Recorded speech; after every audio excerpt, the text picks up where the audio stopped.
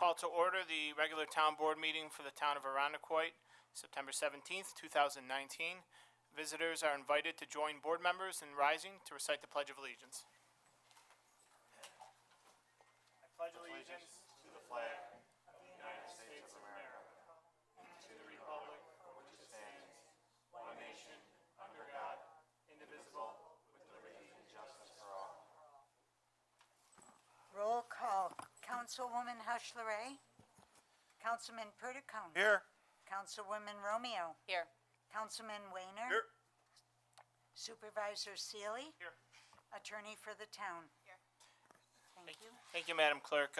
We have modest agenda tonight. We have one public hearing that was kept open by the board regarding the proposed rezoning to take place on Culver Road. Pursuant to town law, that will take place at 7:35. We will call that up promptly at 7:35. We also, of course, have public input every month, whereby anyone in attendance may address the board on any topic they would like to. I know there's some people perhaps to talk about one particular issue, so that would be your opportunity to do so if it's not here to talk about the public hearing that we're having. However, anything goes. You're welcome to bring anything before the board to discuss. Before we get into our agenda, just a few announcements. The future DPW building, the Department of Public Works facility, is nearing completion. Today, actually, that was evidenced by the large lettering going up on the building. Arundecoit was spelled correctly. We have it a little harder in this town. The largest project ever undertaken by the town of Arundecoit should have its formal opening next month, and we would very much like to do a public open house on one of the weekends to follow to allow people to come visit. More details on that will be forthcoming. Our construction crews, including the men and women of our own DPW, have been working overtime to put the finishing touches on the 74,000 square foot facility, which I think will be the finest in the region when completed. And I say repeatedly, the minute that our DPW moves into the facility, we will be a more efficient and effective organization. Earlier this month, I joined State Senator Rich Funke and the leadership of the Arundecoit Police Department, particularly Captain Laird, to announce the establishment of an e-commerce exchange safety zone adjacent to the town's public safety building. The safety zone is made possible by a $160,000 grant in state funding secured by Senator Funke to help finance various public safety enhancements in and outside of the Arundecoit Police Department. The safety zone will be available for the general public and will allow them to park in a specifically designated location that is monitored by a 24-hour taping system. And some people have asked what e-commerce is. It could be a number of things. There's the click and share economy that we live in, whether it's Craigslist, sometimes eBay. Our goal is to make sure when those transactions, generally between two strangers, are taking place, it's in a safe zone. A special thanks to the Arundecoit Police Department for organizing the annual September 11th Remembrance Ceremony last week on the Town Hall campus. As we strive as a nation to never forget the events of that day just over 18 years ago, it's so important to continue having ceremonies and remembrances and memorials like this annually that allow us both to remember but also to educate our younger generations. This year's ceremony was, I think, one of the best turnouts, at least I've been to, which says, I think, a great deal about our community. Mark your calendars, October 5th for a little free library celebration. Throughout this year, we've been working with our team at the library to celebrate the dozens of little free libraries in Arundecoit, which included unveiling the newest one adjacent to the Town Hall campus. On the 5th, October 5th, we will have a capstone event of this initiative, including an awards ceremony for people who have let us know why they love their little free library and why it is unique and special. This event takes place from 1 p.m. to 3 p.m. at the library. All are welcome. Light refreshments will be served. The New York State Department of Transportation today announced that the overpass carrying Route 104 eastbound at the Route 590 interchange will close the traffic during the evening and overnight hours beginning Wednesday, September 18th this week to facilitate additional bridge deck maintenance. The overpass is expected to close at 7 p.m. on Wednesday, the 18th, and reopen Thursday at 7 a.m. Additional work may require another closure that would begin at 7 p.m. on Thursday, September 19th, and reopen by Friday, September 20th at 7 a.m. So we will do our best to be proactive about letting people know about that, as will State DOT. So stay tuned to our town social media and other avenues for us to get information to you. At last week's Town Board Workshop, as we generally do every month, we presented Rick Checky with our Staff Spotlight Award. Rick is a longtime member of our comptroller's office, and really is always a great resource, particularly in budget season, but really throughout the year, in helping manage our capital projects and also our DPW finances. So congratulations to Rick, very well deserved. And with that, we can now move on to public input. I'm going to ask Ms. Vecchio to bring up the roster. And again, if you're here for the public hearing, that'll start at 7:35. We ask you generally to keep your remarks to 3 to 5 minutes, as we do have to start the public hearing. And when you come up, please just say your name and address. But furthermore, if you did not sign up but wish to address the board in public input, you may do so once the roster of those who have signed up have come up to speak. So first to be signed up is Kate Meyer, 263 Brandon Road. I don't see Miss Meyer there. Well, if she walks in, we'll make sure she knows she can talk. Next up is Vicky Cook, 142 Lafayette.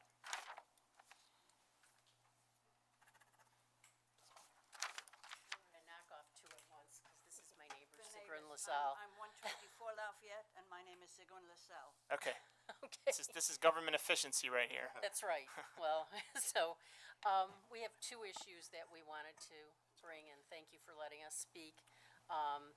We were here last time, didn't get a chance to talk about the road diet on Empire Boulevard, and just like to express that I think that's a very ill-conceived idea. That's a very busy road, lots of traffic.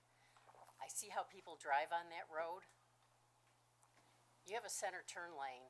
There are gonna be people that are using that for another lane. They're not gonna be using it as a turn lane. I see accidents are gonna happen there. Or people are gonna be getting off of their, I'm tired of sitting here, let's go down Lafayette Road, let's go down Pardee Road, let's go down the side roads to get around. I see additional backups happening in front of the fire department there, and when I see how people drive, if I'm coming out of Shelford Road, there's a traffic light, every time somebody runs the red light there. Because everybody's in a big hurry, we know how people drive. I just think reducing lanes is gonna make people more impatient and more likely to not follow the road rules. So, that's on that.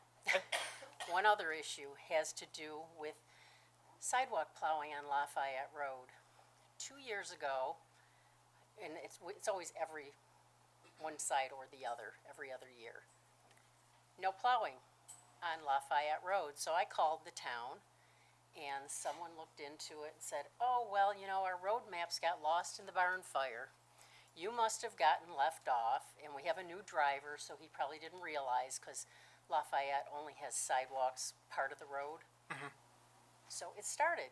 Yay! We got our plowing back. Last year, no plowing. I called the town again, or I emailed Mr. Nasso. Got a reply, oh, well, one of your neighbors got a petition going. They no longer wanted sidewalk plowing because of, some damage to their lawn.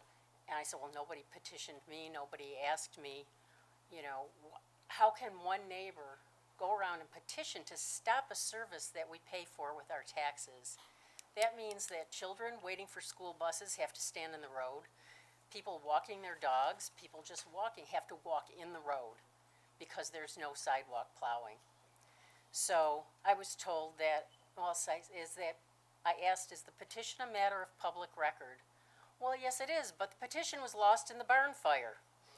You can put together another petition and go around to your neighbors to get it resumed. I don't think that's right. Be happy to follow up with you on that. I don't know if the barn fire is responsible for these things. So. Barn fire happened in 2016, so if that was Well, told it was you, my apologies. 2017, first year, we didn't Okay. have plowing. We Then it was the same thing again, so I would really appreciate it if Of someone course. could Well, look into that. Because yeah. I don't think I should have to go around to my neighbors with a petition to get plowing again. Nor should I have to take out my snow plow and plow the whole street. So, Anyhow, we both feel the same way, and I second all this. Okay. Thank you. thank you. Next up is Gary Hetzer, 91 Seymour Road. Evening. Good evening, everyone. I'm Gary Hetzer, and I've lived at 91 Seymour Road since 1985. We are strongly opposed to any plan that would reduce Empire Boulevard from 4 lanes to 1 lane in each direction, plus a lane dedicated to turning. I have lived near Empire long enough to know that turning is not a huge problem there. Squeezing 2 lanes of traffic into 1 lane would create backups. There are several traffic lights already in the area, which could simply be offer an advanced green or a green arrow. Surely that would be a much faster, cheaper way to solve the problem that the state, to see what the state perceives as a problem. With more cars on the road each year, we would be going back in time by reducing lanes. Why would the state want to get involved? I have spoken to many people in the area, locals, and I have not found a single person that thought it would be a good idea to reduce lanes. All you have to do is ask some of the people. There's roughly 1,100 of us in the Party Hill neighborhood, so. What would be this plan for Laurelton fire trucks getting out in emergency? Fewer lanes would intensify this problem. There are approximately 1,100 residents in the Party Hill neighborhood that would be negatively impacted by this plan. I ask you planners and decision makers to tell the state, no thanks, please pave Empire Boulevard and leave us alone. I would also like to ask you, Supervisor Seeley and the town board, what your position is on this lane reduction of Empire Boulevard. And also, how much influence does Arundequite have against the state on this problem? Generally, we don't do back and forth public input. I will say that the state's plans are done in concert with a state law that was passed in 2012. I believe it's the Complete Streets law. It's not necessarily a mandate, but it governs those decisions that the state makes. We have had road diets in other parts of town. We've had them on St. Paul Boulevard, for instance, as recently as 2016.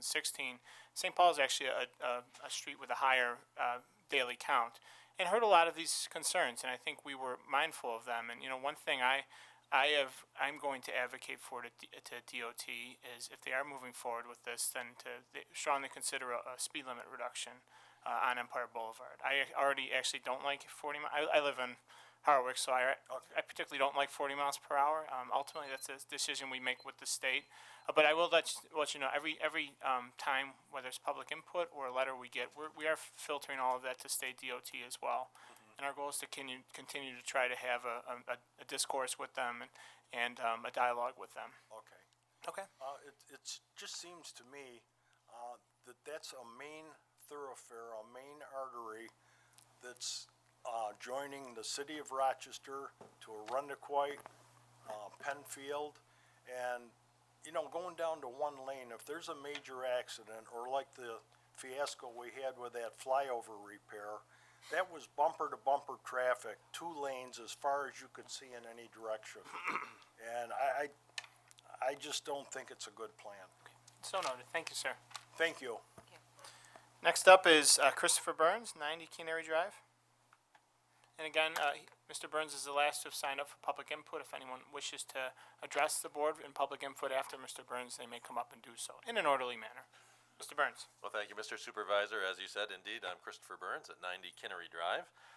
Good evening, everyone. Tonight I'm here again on behalf of all the folks in and around the Empire Boulevard corridor, the people who stand to be most affected by the New York State DOT's reconstruction plans for the primary artery in and out of our neighborhoods. So quite a number of residents have been speaking up about their thoughts on the announced plans, both here and social media, that kind of thing. And some have shared with me the responses that they've been getting. One of the troubling themes that has emerged from the DOT is an assertion that the public's one and only opportunity to be heard was at the July 9th open house event, and that now it is too late for residents' viewpoints to be considered. So setting aside how offensive such an assertion is by itself, that sentiment becomes even more egregious given the fact that the July 9th meeting hosted by the DOT was not publicized in a way that residents would have learned about it. I happened to learn about the event from a Facebook posting put out by the Laurelton Fire Department literally at lunchtime the day the event was happening, the open house, so talk about short notice. And the few people who might have heard about the open house from the DOT's alleged, and I say alleged, albeit negligible, promotional efforts, most people probably believed it was safe to assume that DOT was going to be redone like for like, just a repaving project, as has been discussed for quite a number of years. So imagine our community's surprise to learn differently. So based on the online petition signatures alone, there are now over 150 people, both in support and opposed to the road diet plans. I'm here reiterating my request for this town board to really step in on behalf of the 150 people who have raised their hands to say they didn't get the chance to be heard by the DOT on something that's really going to be affecting our neighborhoods. I'm reiterating my request that this town board actively lean on the DOT, and I use that word diplomatically, to take several steps back in their process and honestly start over from a position of announcing their plans directly to all the affected residents. That means sending people something by mail, household by household, and then soliciting and accepting public input in an open, meaningful, transparent, and frankly good faith way. So the transparency and forthcoming communications have been sorely lacking in this initiative by the DOT that stands to affect so many of us. And I kind of ask, what does it say when nearly 2,000 households, both in the Pardee Hill neighborhood and the Laurelton neighborhoods, heard about this project from me as a good Samaritan, as a neighborhood citizen, rather than the lead agency on the project? I think it says the DOT hasn't been acting in good faith vis-a-vis our community, and that's why I'm asking this town board to step in on our behalf. Thank you, and good evening. Thank you, Mr. Burns. Would anyone else wish? Would anyone else wish to address the board in public input?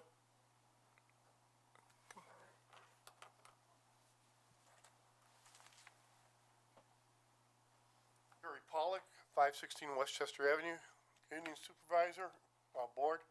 With regards to this Empire Boulevard change, you and I both live in the same neighborhood. We know what it's like over there.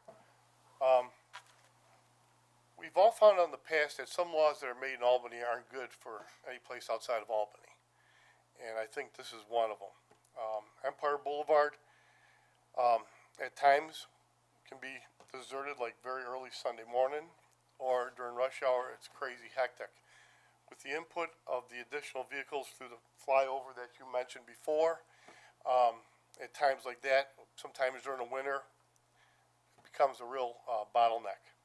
What I'd like to do is for the town to actually step in, contact the state, and if they intend to do a change like that, why don't we do a dry run? Why don't they cone it off on how it's going to be, and let's actually see it in action on how it's going to work.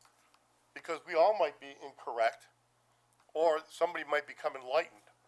But to go through and change it just for the course of it being just a law, and then find out after it's a oops, we should try to do a dry run. And you can do that with a bunch of orange safety cones. It's really easy. So I would urge the town to contact the state and say, okay, let's try a dry run and see how this will work out. And actually see if it works. And we may be pleasantly surprised, or we might have our problem actually shown to our enlightenment, okay? Thank you. I appreciate it. One last question. Can I find out what the status of the zoning is for the rezoning for the St. Thomas Church over on St. Paul? You can contact Carrie Ivers in our planning department. I'm almost certain it's R1 still, Carrie? For the former St. Thomas, it's zoned R1. That's still tabled, correct? There's no proposal. The application had been withdrawn Oh, okay. by the Thank you. applicant. All right, thank you. Yep, you're welcome.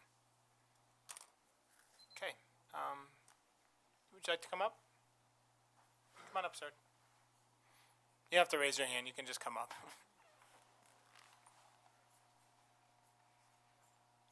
Evening. Good evening, everyone. My name is Bob Cowan. Live over 461 Lafayette Road off of Empire Boulevard. And I am very much against converting Empire Boulevard into a one-lane east, one-lane west direction with the left turn lane. I don't know if you noticed or not how bad the traffic jam was when that Route 104 eastbound bridge was being repaired. Traffic jams went all the way from Empire Boulevard north on 590 going southbound from 104 eastbound all the way back to Goodman Street. And there's a new sign put up in front of the Laurelton Fire Department. Don't block their access in case they have an emergency call. In case you haven't seen that, it's there on the west side of their driveway entrance. So that way there, I'm very much against converting Empire Boulevard into that New York State DOT idea. Thank you. Thank you, sir. See anyone else? With that, I'll take a motion to close public input. Moved. In a second? Second. All's in favor? Did you want to speak? Go ahead, come on up. I'm Joyce Warner. I live on 53 Longcroft Road. And I agree with a lot of the things the other people said, but do you realize there's a bus route where a bus might be stopping and holding up traffic? And when they did the bridge, I was pulling off a Shelfer and people didn't stop. They blocked the intersection and I couldn't get across if they have still problems with the bridge and have to hold it up. And how is the traffic that's coming up from the bay going to go into one lane? How's the traffic from the, my understanding, They're coming up from gotcha. the bay. So I think, excuse me, I think once you get past Hallandale, it would go eventually from 2 to 1 lane. So if, Yes, once you, how's that, is everybody gonna smash together to do it? no, it's not uncommon for 2 lanes to merge into 1. I mean, it would be a simple merge. Yes, and I feel a lot of people are gonna use the center turning lane for passing either slower drivers, and if somebody's coming from the other direction, that might be a problem also, Okay, thank you. but I agree with you. Thank you. Anybody else wish to speak in public input? Okay, I'll take a motion to close public input. Moved. In a second. Second. All those in favor say aye. Aye. Opposed? Thank you, everyone, and we will start the public hearing at 7:35, but we can now move on with our agenda, and we will go to financial report, one of our final ones, Madam Comptroller, Ms. Seeley. Thank you, Supervisor. Tell us the good news. The August 31st financial results for the town.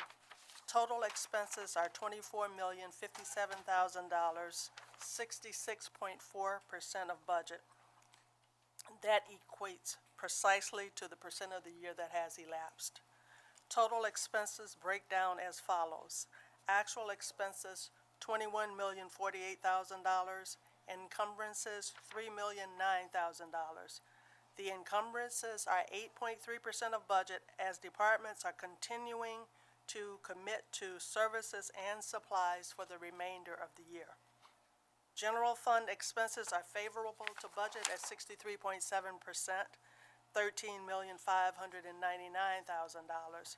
The split here is actual expenditures, $12,414,000, encumbered expenses, $1,185,000.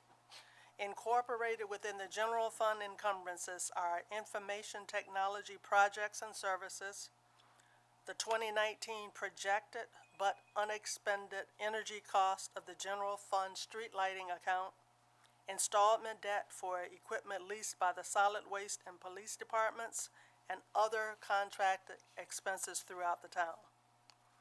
Jointly, the highway fund's expenses are greater than the percent of the year that has elapsed, 73.1%, $4,267,000. These costs are traditionally driven by salt, gas, fuel, road work and paving services, and materials such as oil and stoning and asphalt. Highway 1 is currently realizing sizable road work and paving expenditures as well as paving materials encumbrances. Expenditures in the library are 68.5% of budget, $1,767,000. The overrun is attributed to the annual debt service payment for the consolidated library. The unfavorable impact of this $545,000 payment should gradually decline and level off by year end. Sewer fund expenses of $2,642,000 equate to 64.8% of budget. Expenses in stormwater drainage total $781,000, 61.5% of budget. Included in the fund in stormwater drainage is a $386,000 encumbrance for a Vector truck. We continue to emphasize that expenses excluding encumbrances for the town as well as the three major funds are less than the percent of the year that has elapsed. 66.7% of the year has elapsed, and the expenditures percentage, excluding encumbrances, for the town is 58.1%. The general fund is 58.1%. Sewer is 60.9%, and the collective highway funds 54%. Total general fund revenue is $15,351,000, 73.2% of budget. Real estate taxes are $11,090,000. Payments in lieu of taxes equal 90% of budget, $197,000. Recreation program fees are favorable at 86.3%, a total of $279,000. The first quarter mortgage tax revenue of $249,000 is in at 30.5% of budget. 5 months of sales tax of $1,791,000 has been received. Other sources of revenue are ahead of budget at 71%. The other major revenue items, such as per capita state aid, franchise cable TV revenue, and the remaining 3/4 of mortgage tax are not due yet. Regarding the entire town, $27.8 million, or 78.3% of revenue and appropriated fund balance, have been received to date. At the end of August, the library has received 98% of its budgeted revenue. 77.2% is in for the highway. Revenue for sewer is in at 99.6% of budget. Drainage has recorded 72.5% of budget. The percentage received by drainage, the 72.5%, is less than it typically is due to a $281,000 grant revenue award from the Department of Conservation. We've included it in the budget and the revenue is not in yet. This concludes my financial report for the month of August. Thank you, Ms. Seeley. Any questions or comments on the financial report? I'll now take a motion to accept. Moved? And a second. Second. All those in favor say aye. Aye. Opposed? Financial report is accepted, Madam Clerk. Approval of minutes, August 13, 2019, the workshop meeting. Motion Moved? and a second. Second. Thank you. Any questions or comments, revisions? Hearing none, all those in favor say aye. Aye. Opposed? Minutes are approved. August 20th, 2019, the regular town board meeting. Motion Moved? and a second. Second. Thank you. Any questions, comments, revisions? These were long ones. Thank you, Barb. Hearing none, all those in favor say aye. Aye. Opposed? Minutes are approved. Madam Clerk, we can now move to item for board action, number 2, under Comptroller. Item number 2, authorizing the annual audit of the town courts. Motion Moved? and a second. Second. Thank you. Ms. Seeley, an explanation, please. The New York State Office of Court Administration requires a resolution by the town board to authorize the examination of the courts. The annual audit for 2018 was authorized by Resolution 2018-294 in an agreement with the firm of the Bonadillo Group for annual audit services for fiscal year 2018. Included in that annual audit performed by the CPA was an examination of the town courts and the production of a separate document that summarized the procedures that were performed. Again, this is an annual requirement that requires a resolution by the town board. Thank you. Any questions or comments on the resolution before the board? Hearing none, all those in favor say aye. Aye. Opposed? Resolution is adopted.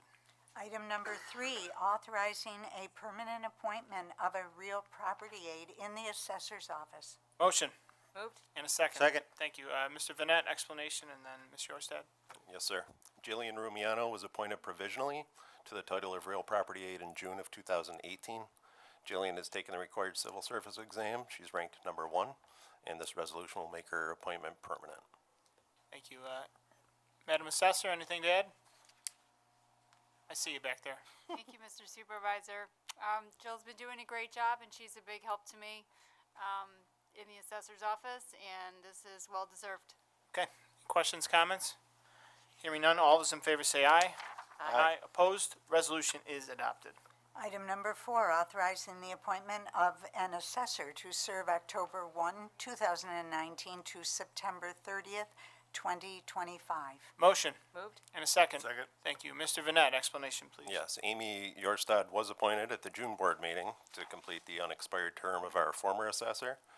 That term expires at the end of this month, and this resolution will appoint her to a standard 6-year term. Thank you.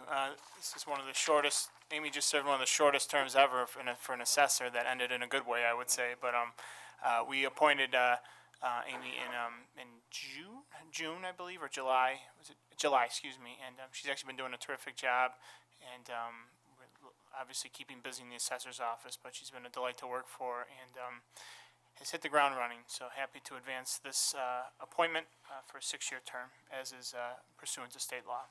Questions or comments? All those in favor say aye. Aye. Opposed? Resolution is adopted. We can clap for Amy. We didn't do it. Thank you. Madam Clerk. Item number 5, authorizing the provisional appointment of a receptionist. Motion. Moved. And a second. Second. Thank you. Mr. Vanette, explanation, please. Due to a vacancy in the town clerk's office, we wish to appoint Katie Palermo provisionally to the title of receptionist. Katie's worked part-time in both the assessor's office and the town clerk's office. She'll be required to take the next civil service exam for that title and score in the top 3 for a permanent appointment. Thank you. Any questions or comments? Hearing none, all those in favor say aye. Aye. Opposed? The resolution is adopted. Item number 6, authorizing a provisional appointment of a planning and zoning administrator. Motion. Moved. A second. Second. Jason, explanation? Patrick Pinkerton has been serving as acting planning and zoning administrator throughout 2019. This resolution appoints Patrick provisionally to that title. He also will be required to take the next civil service exam and score in the top 3 to be permanent. Thank you. And Patrick's done a terrific job. I'm a little biased because he worked directly for me before he took this job, but I know he's been a big help to Carrie and her department. Any questions or comments? All those in favor say aye. Aye. Opposed? Resolution is adopted. Item number 7, authorizing the lease of 6 copiers to replace copiers used by various town departments. Motion. Moved. And a second. Second.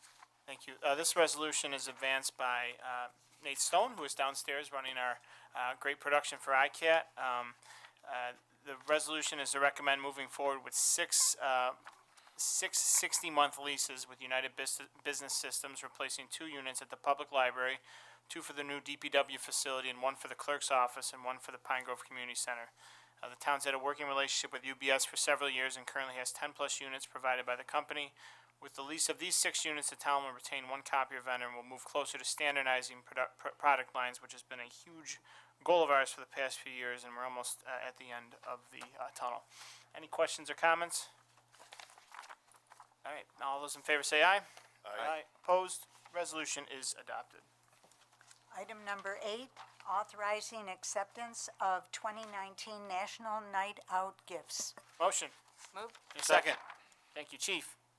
Thank you, Mr. Supervisor. The resolution before you acknowledges the contributions that we receive from the community associated with our very successful National Night Out program in August. Thank you. Any questions or comments? Very nice event as always, Chief. All those in favor say aye. Aye. Opposed? Resolution is adopted. Barb, we can run through these next 3 and then go to the hearing. Won't take long. Item number 9, authorizing attendance to the 22nd Annual Great Lakes Leadership Seminar. Motion. Moved. And a second.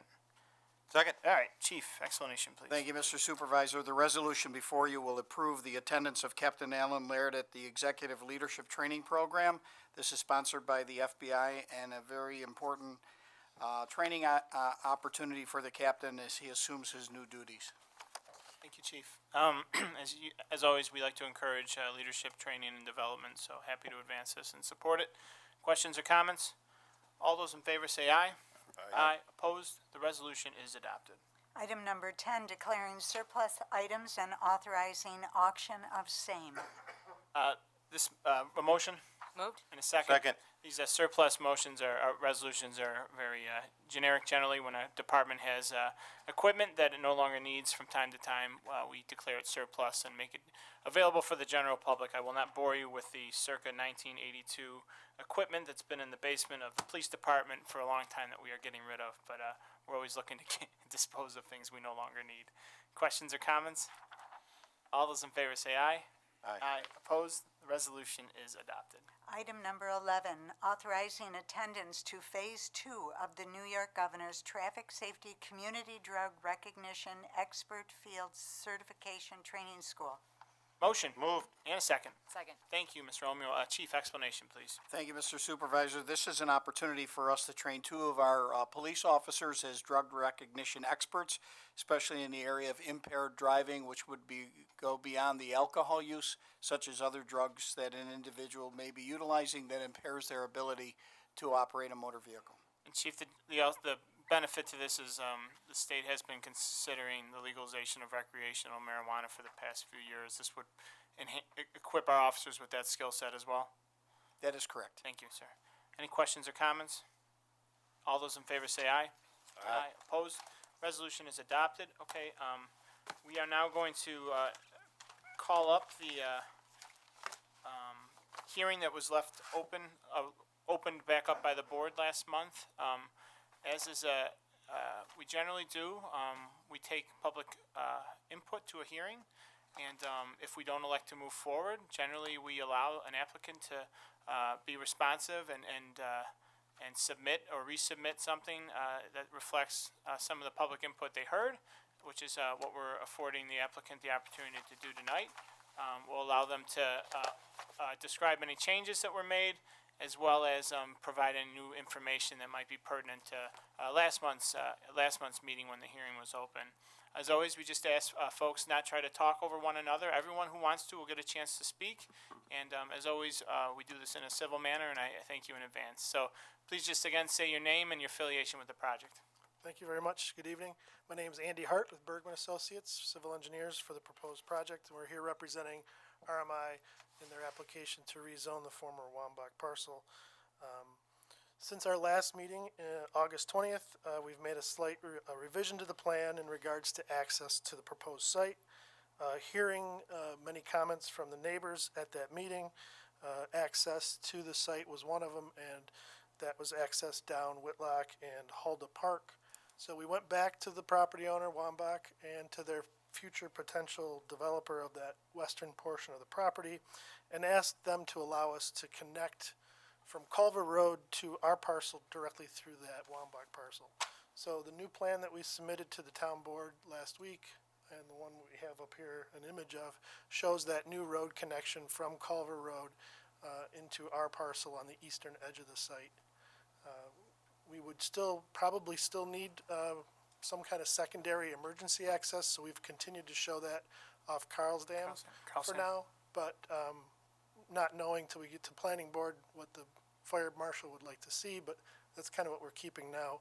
We would have a pedestrian connection to Hulda, so we'd have the ability for people that live in the facility to walk the neighborhood. The connection to Culver, I'm trying to think, across the street is, I believe, the Culver Medical Office. Yes. Would it be, I guess, flush with that? Correct. Okay, thank you. Yep. I think the Brookdale is the road there, Brookdale. That would be the end. We would be right across from Brookdale. Drive down that street every day, you think I'd look at the traffic signs. It's right near the corner of with the gas station. As far as trip count, do we, I know there were concerns raised last month about the trip count, which you testified would be relatively low. Do we have a set, because the prior use for that facility, that, I guess, access, not necessarily right there, but off of Culver, was a farm market. Do you have a sense of the number of trip counts to that type of business and how it might compare to? I would think a retail market would have a lot more traffic as compared to this residential neighborhood. We're looking at 13 a.m. peak trips and then 16 p.m. peak trips. So, and obviously the farm market was probably busier at weekend hours and later in the day, but than it was in the morning. But I would think a retail type use typically has larger traffic volumes than a residential senior housing does. Any other board members with? So you're proposing all the traffic, emergency and otherwise, employees, people that live there, all to come off of Culver? Correct. Anyone else? Well, not for this, but I have a couple of questions for Roger Housing anyway. So just a couple I want to clear there. When this project came, how did you determine, first of all, how many units and how many people you wanted there? And second of all, how did you come about, coming to Arundecoit for those two reasons? Okay, I'm Peggy Hill with Rochester Management.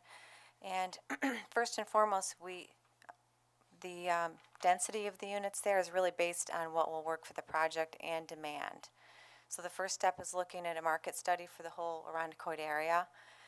And actually, I looked at my calendar 2 years ago on September 20th. We came in and talked to zoning to talk to them about where the needs in Arundecoit were, because we primarily serve seniors, and that's when we learned that the town had done their own comprehensive plan, and it was a focus of that, and also did a resident study, and we learned that came up in residents' comments as well.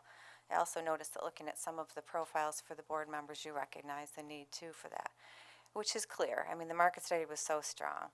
So while we didn't want to overburden the site with too many units, you do have to find a spot where you can still have the rents be affordable for people, especially seniors who, once you stop working, you're obviously making less income. I hope that kind of answers. Okay. Anything else, John? No. Ms. Romeo? No, the traffic numbers that you're throwing out seem actually very low. 13 is a pretty low number. Where do they come from? IT traffic generation Awesome, count. okay. Is that 13 per And we peak, also- peak hour? Or? Peak hour, yeah. Thank you. And we also have other facilities that we've studied for RMI, and they come in that same number. Okay. And I assume now this brings, and Carrie might have something, I don't know if you've spoken with County DOT as well, but certainly they're an interested stakeholder now, and Yes, we have not had conversations with them yet. okay, thank you. All right, any other board members before we open it up to our members of the public? Okay, we'll certainly, if you wish to, once folks have spoken, or if we need clarifying information, we will reserve the right to call you back up. But we'll get to the folks who have signed up, and if you came late, worry not, you can still address the board for this hearing. Just, we ask that you do it after the folks that had signed up. We have 5 people who have signed up. We will be here as long as we need to. First up is Kurt Hurdle, 272 Densmore Road.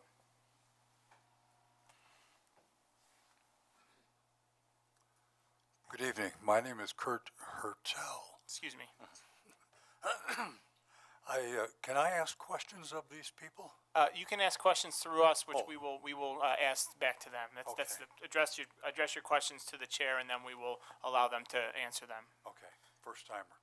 Okay. I am curious to know why someone would build a 3-story dwelling for seniors when ranch homes and ground level seem to be very popular these days. Even with elevators, some people don't like those. It's just, it seems strange to me. And that's all I have. That's all you have? Okay, I'll let you sit down, and I'll allow RMI or whoever to answer that if you'd like to. If you can answer it now, honestly, if you want. We'll see how much it necessitates to come up, and if it's a series of questions, we'll have you answer them at the end. Okay, do I need to announce my name again? No. Okay. No. So basically, this is what we have at our other sites. Calkins Corners, Monarch, which is with CDS and Webster. We have it at our other sites. It works really well. It tends to bring people together. I mean, seniors, as they age, isolation is actually a detriment to your health. So by bringing people together, it's easy for them to get around. Things tend to be ADA accessible. They can just easily go down and use an elevator, and there's not a problem. So that's really driven by that, as well as the patio homes doesn't really fit into the model of affordable housing. It's just too expensive to build those single units, so that this is really the model for affordable housing. Thank you.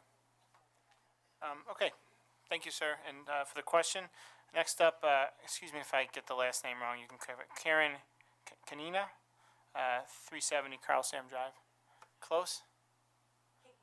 Cake Nina. Oh, come on. But I'll answer to anything. Actually, I have some handouts. Sure, you can give those to the clerk and she'll disseminate to those to the board members. Okay. Good evening. My name is Karen Cagnina, and I live at 370 Carl Sam Drive. Thanks for the opportunity to speak before you tonight. Neighbors and residents are adamantly opposed to the rezoning of Lot 1 to multi-use commercial and the rezoning and proposed apartment complex on Lot 2 at the Wambach Farm location. I would like to cite the following reasons and concerns in support of our opposition of this project. Number 1, rezoning the two parcels. Rezoning the parcels to R5 residential and multi-use commercial would allow more apartment complexes and anything commercial to be built at this location if approved. We ask that you please think long and hard about such a change that would forever change the landscape of this area. 2, significant traffic increase. You can reference documents A and B. This area has always been very busy. We can tell you from experience that trying to enter and exit Wambach's, the gas station, and 104 in either direction has always been a challenge. With the addition of the Culver Medical Office Park building directly across from Wambach, the traffic has significantly been increased. Adding to this congestion north of Route 104 is St. Cecilia's Church. The Holby Creek Senior Apartment Complex directly behind the church, the new Culver Medical Office Building, as well as the Culver Terrace Apartment Complex directly across from the church. Traffic on this stretch of Culver Road and as far back as Norton Street and Ridge Road East is a very congested stretch, especially at peak travel times. School buses and parents dropping off kids and picking up throughout East Arundequoit is an issue. There are actually multiple times a day and different start and end times for the East Arundequoit School District flow of traffic. There's the Densmore Middle School, which is 3 times a day, the AM drop-off, afternoon pickup, and the later parents and bus pickup. There is the Hellendale Road and Laurelton Pardee schools. They share buses. There is that flow of traffic. And finally, the Eastridge High School, and they're 3 times a day for drop-off and pickups. You mentioned in your response letter to another resident that the traffic impact would be minimal. But we've done some research ourselves and found that that is actually inaccurate, and you can reference documents A and B as well. Along with driving it every day, it also speaks for itself. If rezoning to multi-use commercial were approved, there would be an additional and significant traffic increase from whatever commercial project might be approved. And if yet another apartment complex is approved, there would be additional traffic from residents, their families and friends, mail and other deliveries, employees, vendors, maintenance, fire and ambulance, etc. Additional cut-through traffic from Norton Street down Densmore and Andrea Lane to the proposed rezoning area to avoid the congestion on Norton Street, Culver Road, Route 104, and Ridge Road areas. 3, the number of apartment complexes in the town is staggering. We already have 19 apartment complexes in East Arundequoit within 1 to 2 miles in either direction that border the proposed Wambach rezoning lots. Please see document C. Let's see. And this list does not even include all the other apartment complexes between Ridge Road, Goodman Street, Portland Avenue, and all the way into West Arundecoit. 4, additional problems with the location and proposed rezoning and proposed project include, but are not limited to, the vast majority of residents, specifically those near and surrounding the proposed project, do not want more traffic, a cut-through for people, kids, and potential crime, and a disruption to a nice and quiet residential area by the planned entrance exit on Halda Park or Culver Road, including the proposed emergency entrance exit on Carl Sam Drive. Whitlock Road residents would be stripped from the park-like settings in their backyards that they have enjoyed for many years. It would be wrong to expose them. Detrimental to property values. Project does not fit in the neighborhood. We see no benefit, just a detriment to our town with this proposed rezoning and proposed project.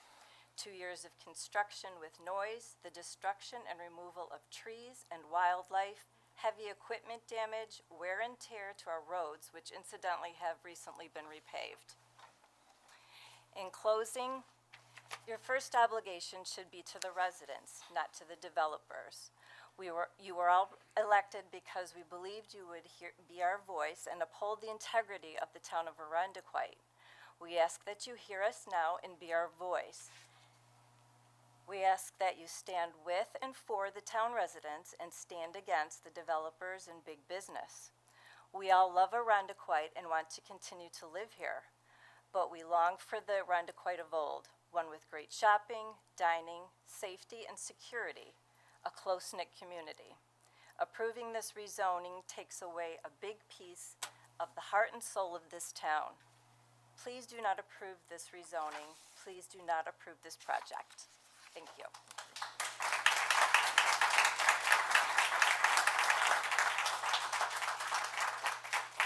Thank you, and thank you for the information, also for the very orderly presentation of information via outline, so looking for a way into my heart. Next to sign up is Rick Piazzantini. Oh, there he is. Hey.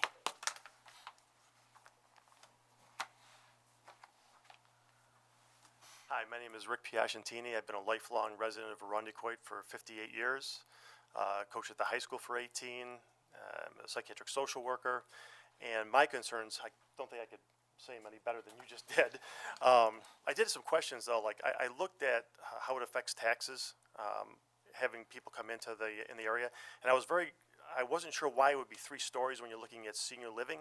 That was kind of concerning because people I've talked to, and I've worked also in gerontology, that they're always looking at areas where there's not going up and down. So I was just concerned why it would be three levels. So that was one of my questions. In addition to, I worry about the traffic, but I also worry about the crime piece of it. And I know we say that's it's 55, I believe, 55 and over, but I've known through my experiences that a lot of times those houses also bring in other kids and children, adding to the district's additional pressure with additional students. So those are just some of the concerns that I had.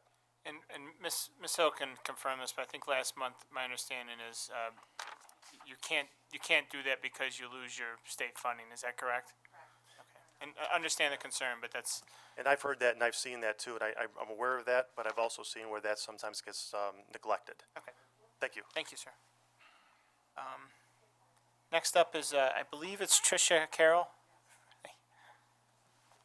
Hello. Hi, my name is Tricia Carroll. I live at 1136 Whitlock Road. I don't know, I really shouldn't say anything after Karen said it all, but what I have to say is still important. I represent my Arundecoit neighbors, some of whom are here and many who are not able to be here for various reasons. I've, along with a lot of people behind me, have canvassed our neighborhood, getting these petitions signed. I submit to you several hundred signatures opposing the rezoning of 2590 and 2662 Culver Road, Wambach properties, from the R1 residential to R5 mixed-use commercial to build an 80-unit, 3-story government subsidized development. I'm sure more would have signed this had they been reached, but, you know, we can just go so far with the time that we had. The town is saturated with rentals, 11 in a 1 mile radius. Karen gave a better number than I did. Not counting the senior living spaces to be built at the former Medley Center. We're tax-paying homeowners being crowded out of our homes where the long history of safe and secure neighborhoods we have known will be diminished. To make way for condensed living space, not to mention the decreased value of our properties. We might as well rent our yards out to tenters. We might as well put a tent in our yard and say we can rent it out. I know it's a joke, but it's not funny. So take into consideration the tax-paying voters in Arundecoit who are fiercely against this proposal. I hope the government is not pushing this by continuing to postpone this vote. Promote homeowners, not renters. And I will give whoever needs these. Give that to the clerk, ma'am. Thank you. Yep.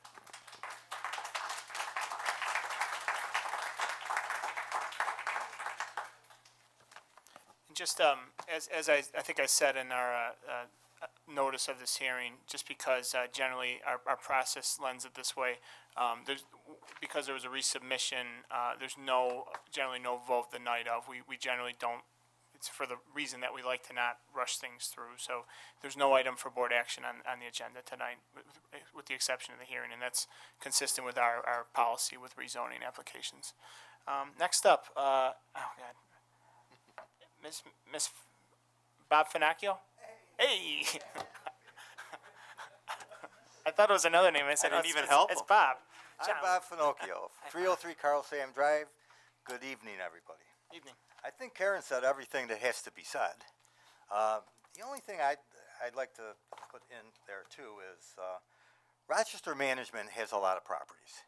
And if you look at them and where they are all on main drags. If you look in Webster, there's Hard Road, Holt Road, there's Argyle Road. They're all on main drags and big land and driveways to go in. You're trying to cram this into a little residential area. It doesn't fit. It really doesn't fit. And also, with the Wambach property, if we had that road going all the way back there, and then another person comes in and buys the rest of the property, there's going to be another road there, maybe two roads if they split it up a couple of different ways. We're going to have a mishmash over there. I just don't think it's the right place for that property. I think there's some other places around, and we have Pathstone going in, 5-story unit, plus the Sears building. I really think we have enough senior citizen, low income.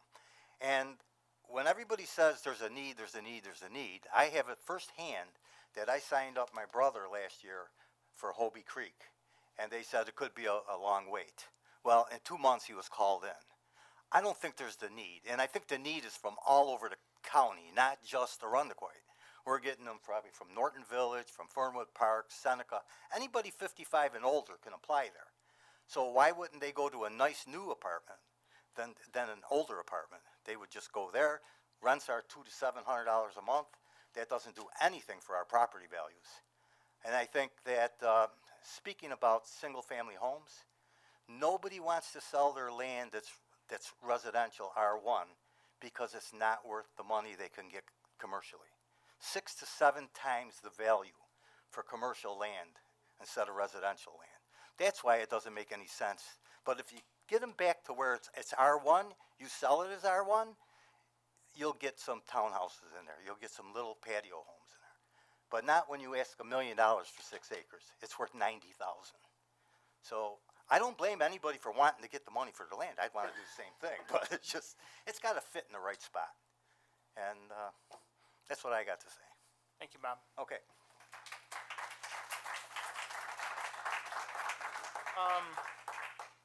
Would anyone else wish to address the board on the hearing? And just say your name and address if possible. My name is Patricia Olandisi, and I live at 1125 Whitlock Road. The first thing I'd like to address what this gentleman said. Wambach, he was saying it was a commercial farm market and that there was a lot of traffic. Now, I've lived at 1125 Whitlock for 54 years. The only time Wambach had any business, and that's the way most farm markets are springtime. Wambach sold flowers, of all kind of plants, vegetables, dirt, all garden equipment. That happens in March, April, May. The rest of the Ma'am, can just ask you to just address the board, okay? You I can, am. I know, we don't need to turn and Oh, I'm and point. That's okay. Oh, okay. Just trying to keep some decorum, and I appreciate that. Thank you. Got that key in your hand, you know, I don't. It's a bad habit. Sword. Maybe you haven't noticed, I'm an old lady. They're my keys. I always. Carry have on, them in my- I interrupted you, I'm carry on. afraid I'll lose them. So, but just because, and the rest of the season of Wambach, it's just I could tell you. I mean, I go by Wambachs every day for 54 years. There is maybe 7, 8 cars. 10 cars would be the maximum. So it's not like a Wegmans or a Penny's with traffic going in and out. Now that's no comparison to the traffic that we would see now. And just because they decided that going through a Culver Road, that still doesn't going to help us. I personally will not be able to get out from my Whitlock Road onto Culver Road because the traffic is going to be lined up bumper to bumper, and I have to sit there 10, 15 minutes, which sometimes I do now. And as an old person, I'm not afraid to take a chance. But you still have to wait unless you really want to be foolish. And that line of traffic from Whitlock to St. Cecilia's, and maybe if you check your police reports, the expressway at Wambach, the 104, that is a death trap. I have seen more accidents there at all times of the day. I don't know what causes that. Maybe it is a traffic thing. Maybe the turn isn't wide enough. But our traffic is going to be horrendous. And I went myself personally to 40 houses on Whitlock Road, and nobody wants it, and half of them knew nothing about it. Just because the town sent out a little brochure and put it in our door doesn't mean that anybody knows about it. I think we should be told more of what is going on, and other sections of East Arundequoit would be here too. Thank you. Thank you.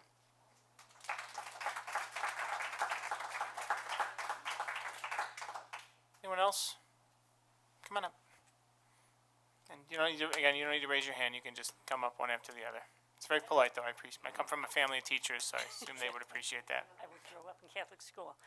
Linda Hertel, 272 Densmore Road. The thing about Wambachs is they weren't even open the whole year. I can't remember when they closed, but I know they opened around Easter time, so they were open during the busy times. And in fairness, I didn't mean to, but in fairness, I did ask a question, and, you know, full traffic study would be warranted. I didn't mean to put the applicant on the spot, so I did, to a certain degree, in fairness, did put him on the spot, and I think perhaps that wasn't something he was ready to answer tonight, so certainly a more detailed traffic study with that narrative would probably take that into account. Right. And the other thing is, I know I go exercise at night. I leave my house at 5:30, and there's a sign that says, "Do not block side road." Half the time I can't get out, and when I'm coming back, I can't make a left turn to get in because the traffic is just terrible at that time. From Culver turning left Culver. onto Whitlock? Right. Thank you. Trying to get out to turn right and coming back to turn left. It's always backed up. Thank you.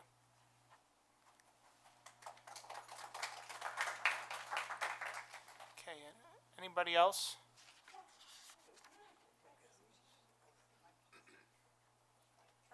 Evening. Tricia Fagan, 310 Carl Sam Drive. I came a little late, but I sat through, I believe the public speaking, and I didn't remember anyone speaking in favor of the rezoning. I just heard people who are against it, and I also am wondering.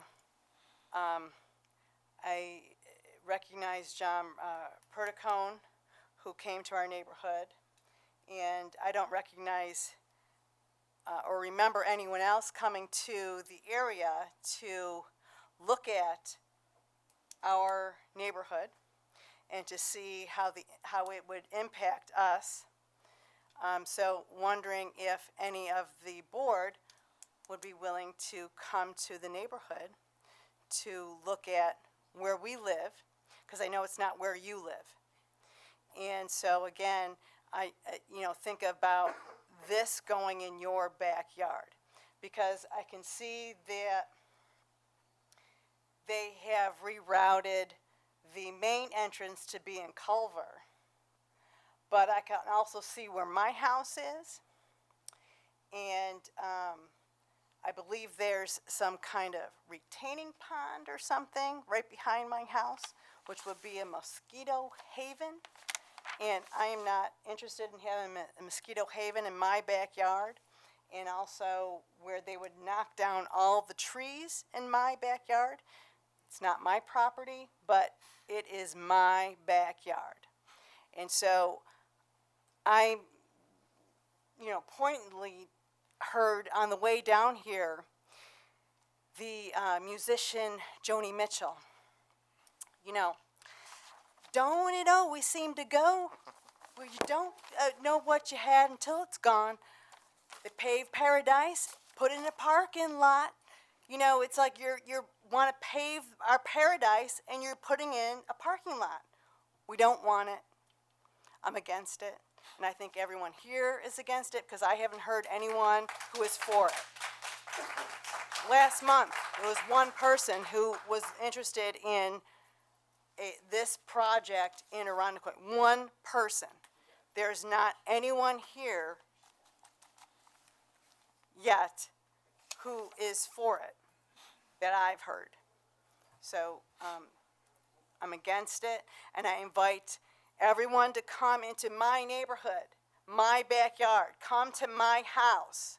I work from home. I'm there all the time. I will come out and see you because you're parked in front of my house. I'm a nosy neighbor. I see what's going on in front of my house. Come to my house, knock on my door, I'm there. See it for yourself. And I appreciate Mr. Perticone coming and speaking to us. Ron Cooper also came to our neighborhood and spoke to us. So please come before you vote. Thank you. Thank you.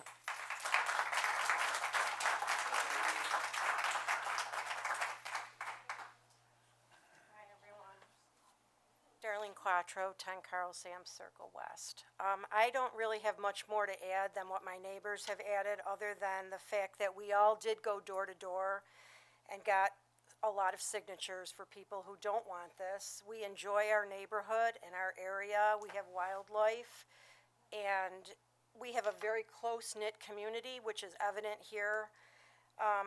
This project is just wrong for not only our neighborhood, but for Arundecoit. We don't need any more multi-unit housing, low-income, senior, high-income, or otherwise.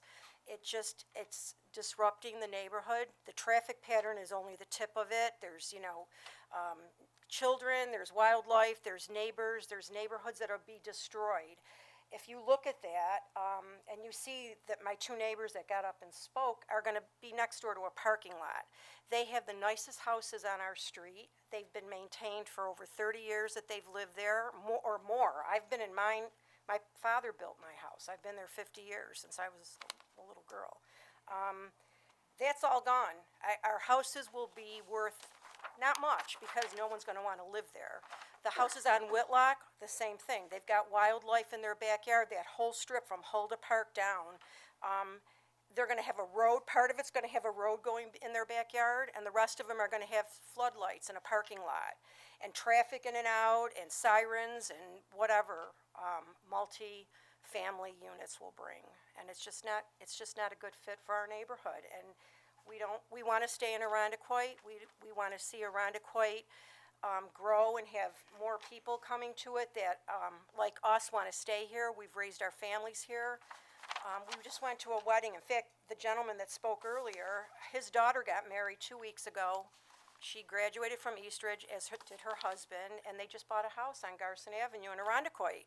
And they want to have their kids grow up and go to the schools that they went to. And that's my dream for the town. It's the only town I've ever lived in, and it's the only town I've wanted to ever live in. And all of these people here can live anywhere they want. Obviously, we're not low income because we afford the taxes and we own our homes. So, you know, we could live anywhere, and we still are choosing to live here because we love it here. So, please keep us in mind. I mean, that's all we can say. I mean, these plans, they can revise them all they want. It's still a multifamily, 3-story unit, even if it's a 1-story unit. It's not right for our neighborhood. We have a quiet residential neighborhood where there's 3 schools and children, and it's just not, you know, and there's a lot of seniors who live on their own. That's all I have to say. Thank you. Thank you.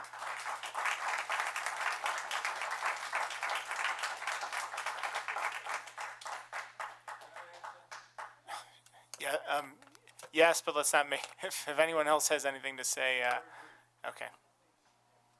This is an exception just for you, because you went first. Thank you. The And I board, and I mispronounced your name, Mr. Hertel? Hertel it is, Thank you, yes, okay. thank you. The board had the good sense not to approve the Densmore Road property for multiple housing. I hope that that good sense prevails with you people.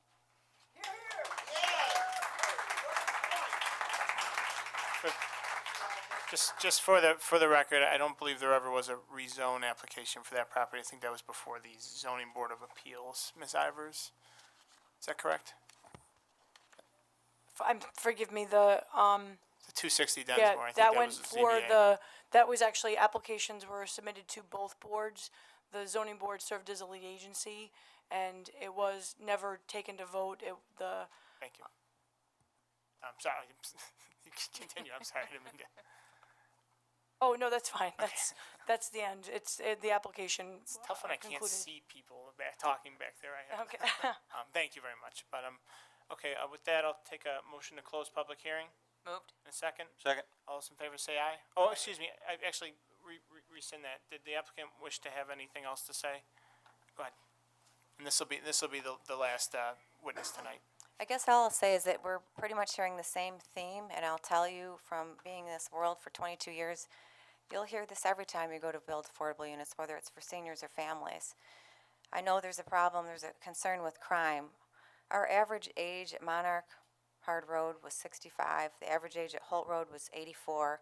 Calkins Corners was 77. They don't fit the profile of a criminal today. So I think we can put that to rest. Traffic, if you need traffic studies, Please we've let offered the- to do that before. We're happy to provide it. Concerns with emergency vehicles, at the last meeting we provided the history, actual history of a 118 unit facility where the average age is 79. Which you'd think higher the age, more the emergency vehicles. There was a total of 8 calls over 3 months. Lighting, it's 2019. We use LED lighting. It casts downward. It's very efficient. It's very great at brightening things up and making it safe for people. In terms of patio homes, I really haven't heard of any developer that's willing to step into that lot. The property's been on the market for quite a while. Please. Other than that, I feel like we hear the same concerns, and what I don't hear is, we didn't invite people to this party today. We didn't know it was a popularity contest. We're here to do our mission, which is to provide affordable housing for those in need. I can tell you we get calls. People from Norton Village would not be allowed here because this is senior, that's for families. And there's a very stringent, as we covered at the first meeting, there's a very stringent method that we follow that's dictated by the state of New York to make sure that we're serving the people needs in this area. People are invited to apply, and there's either a lottery of people that are selected from that, or there's a time date stamped application process. So it's very much overseen by the state of New York. So I would ask the town to, look at what your needs are. We did have the market study done, and it did already take into consideration Pathstone's work. So the need is there. It's just a decision as to whether it's time to meet that need. And thank you for your time. Thank you. Okay. With that, I'll take a motion to close public hearing. Moved. In a second. Second. All those in favor say aye. Aye. All right, the hearing is now closed. We reserve the right to reopen it at any time, but for this purposes of this meeting, it is closed. With that, we will allow people to stay for the remainder of the meeting if you want, but we will be moving on with the balance of our agenda. If you do leave, again, it's a beautiful evening outside. We just ask that speak to one another, perhaps in the parking lot, so the board can continue its body of work. And we'll take about a 2 or 3 minute recess just to allow for folks to clear out.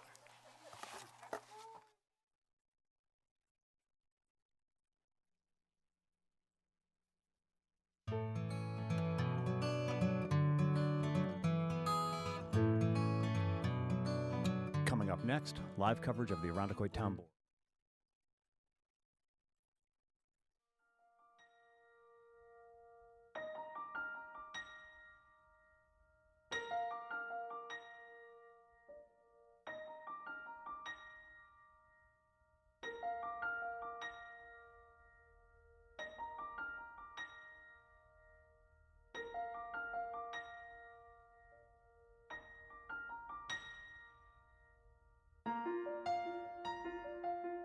Clerk, we will now move on to item for board action number 12 under Public Works. Madam Clerk. Item number 12, awarding bid for the demolition of 2 residential houses and the necessary fund balance transfer. Motion. Moved. And a second. Second. Thank you. Mr. Kylie, explanation, please. Thank you, Mr. Supervisor. The attached resolution authorizes the acceptance of a bid for the demolition of 2 structures in town, the first being at 2619 East Ridge Road, the second being at 373 Belmead Road. The lowest responsible bidder for this bid package was G. Federico Wrecking LLC in the amount of $68,200. And the first demolition on Ridge Road was necessitated and a recommendation by our construction manager to acquire that parcel as best suited for the new property, correct? And obviously sir. the demolition subsequent to that. That is correct, sir. Okay. Any questions or comments? All those in favor say aye. Aye. Opposed? Resolution is adopted. Item number 13, authorizing the capital improvement program for the town of Arundequoit for 2020 through 2025. Motion. Moved. And a second. Second. Thank you. Mr. Kylie, explanation, please. Thank you, Mr. Supervisor. Annually, I bring forth a capital improvement program for the next 5 years to come before the town board. And at this time, I'd like to present the 2020 to 2025 CIP for the town of Arundequoit. We have several different projects slated for 2020, and I'll just review the 2020 projects at this time. The first would be to allocate $400,000 for paving and resurfacing of roadways. Within the last 5 years, we have quadrupled the amount of roads resurfaced in town, and the additional funding, again, in the amount of $400,000, would allow the Department of Public Works to continue the great progress that we are making on our town roadways. The second project within highway would be the allocation of $175,000 to stabilize a section of Pine Grove Avenue. Similar to the CIP from 2019 to 2024, we had earmarked a project on Newport Road, a roadway which was sloughing due to destabilized subbase within the road platform itself, and as a result, that road was sloughing slowly but surely. The similar situation has been occurring and is occurring on Pine Grove Avenue. Right at the turn as you head northbound towards Oak Ridge, we've noticed some settlement within the asphalt surface at this location. The lateral cracking within the road really puts forth the issue that the subbase, the base underneath the road is moving down the steep embankment towards the the east at that location. So the $175,000 that we would put forth in a project would be to stabilize the soils on site and thus protect the road surface itself from further sloughing. The last project within highway would be to put forth a bond for $1 million for vehicles and equipment within the Department of Public Works. This would fund various different vehicle purchases with regard to dump trucks, front-end loaders, etc. the average cost of a dump truck these days is $265,000, and so ultimately these are very considerable costs associated with these vehicle purchases, and as such, we seek to have these move forward within the CIP plan for 2020. Sidewalks are continuously a need within the town of Arundecoit, and ultimately the repair and the repair and reconstruction of the vast majority of sidewalks could certainly occur, and as such, we seek to allocate $250,000 to move through neighborhoods, removing sections of sidewalks that are either heaved, cracked, damaged, pocked due to salt, and otherwise destroyed. We would also seek to move forward with the implementation of ADA accessible ramps.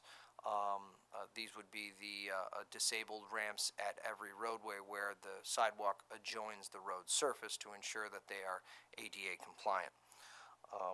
Within our special districts, we have two projects, first being in sanitation, second being in drainage. The first in sanitation would be $250,000 for the replacement of lateral connections throughout town. At this time, when a general resident moves forward with washing clothes or utilizing the shower, that wastewater goes through a lateral, then connects to the main. That main takes it to the pump station, which then pumps it to a treatment, which is Van Leer.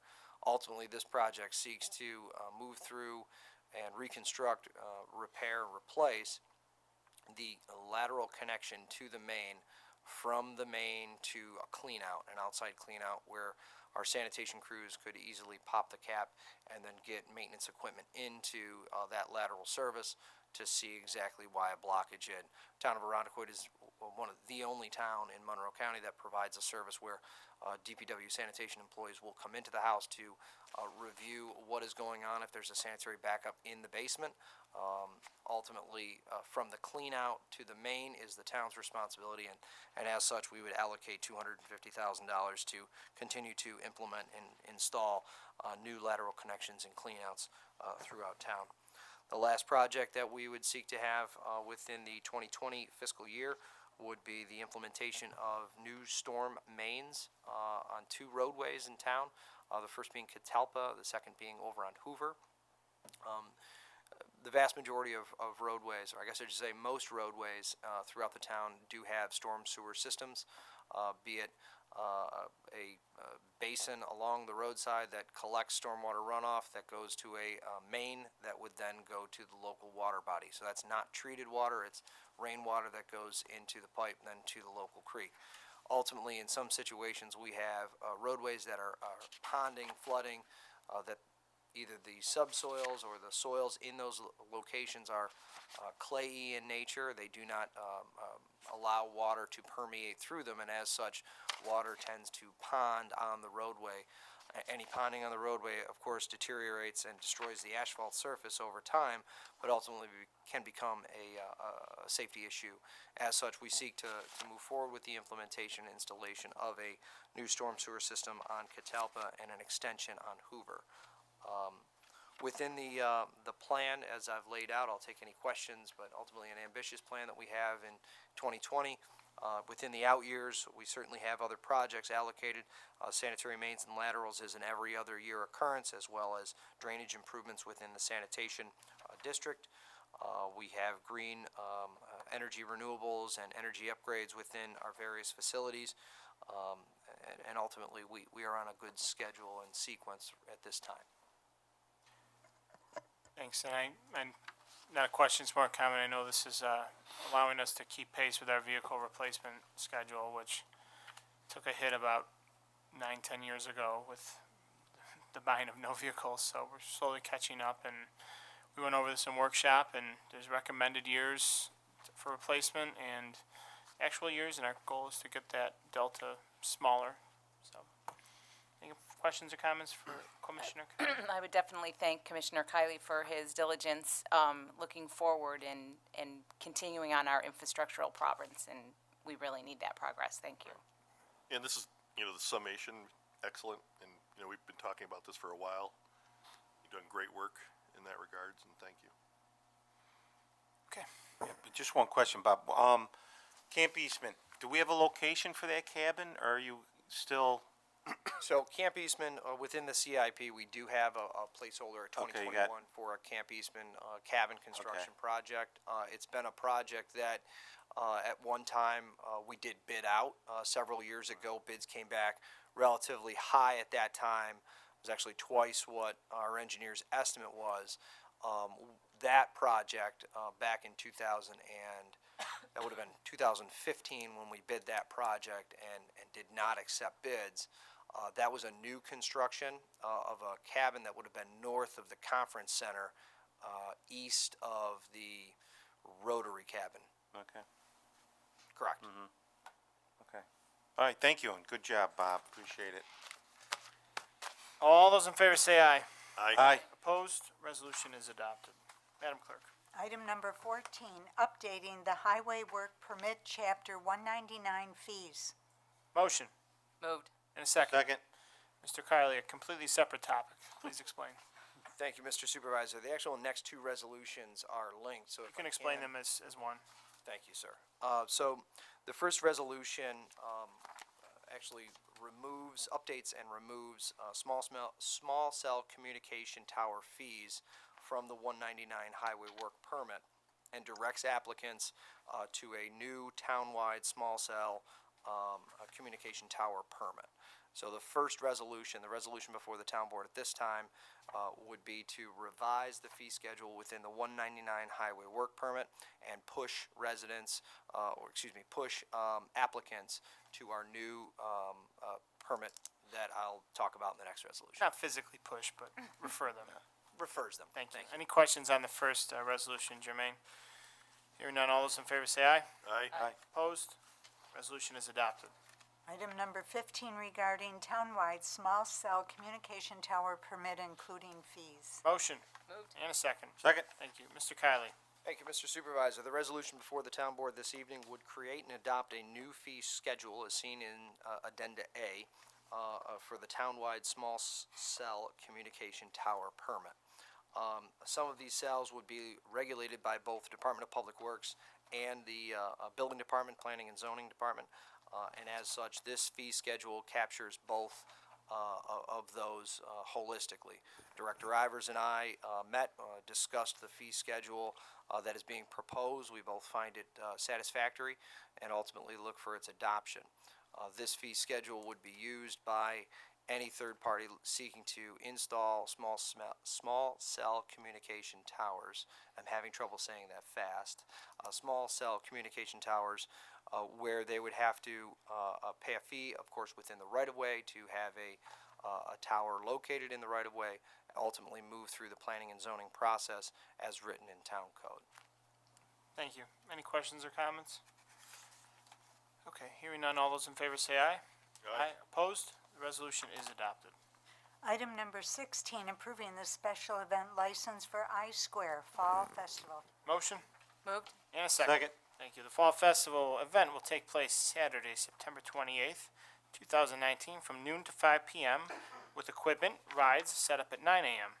I don't think that's the start time, though, but refer to I-Square's website for the start time. I think that's what time they're setting up. But this would authorize the approve a special event license for the annual I-Square Fall Festival. Questions or comments?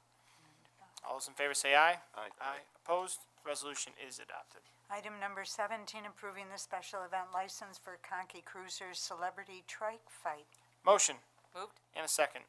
Second. Thank you. This would be an event put on by Conkey Cruisers, which is a very great not-for-profit in the northern part of the city of Rochester that encourages youths to be active through biking, and they are looking to kind of complement what Chief has done with Bridging the Ridge and do this event in Arundecoit, and we're very excited about it. And the celebrities, celebrities is subjective, but I know they have a couple of very high-profile former heavyweight boxers coming. The executive director of Conkey Cruisers is a boxing aficionado, and they generally have some pretty big names. So we're excited. I may or may not be riding on a tricycle. That's to be determined if my new wife allows me. So, any questions or comments? Hearing none, all those in favor say aye. Aye. Opposed? The The resolution is adopted. This concludes our body of work for tonight's regular town board meeting. There is a special town board meeting on Wednesday, September 25th, for the purposes of calling a public hearing, which is required by state law. So in order to continue to let Bob sequence his CIP, particularly through the special districts involved, the sewer and stormwater, we have to have a special meeting to call the public hearing. Furthermore, the next workshop meeting will take place October 8th, that's a Tuesday, 2019, 4 p.m. here in the Broderick Meeting Room at Town Hall. The next regular town board meeting will take place Tuesday, October 15th, 2019, 7 p.m. here at the Town Hall Broderick Meeting Room. I will now take a motion to adjourn. Moved. And a second. Second. All those in favor say aye. Aye. Opposed? Meeting is adjourned. Thank you.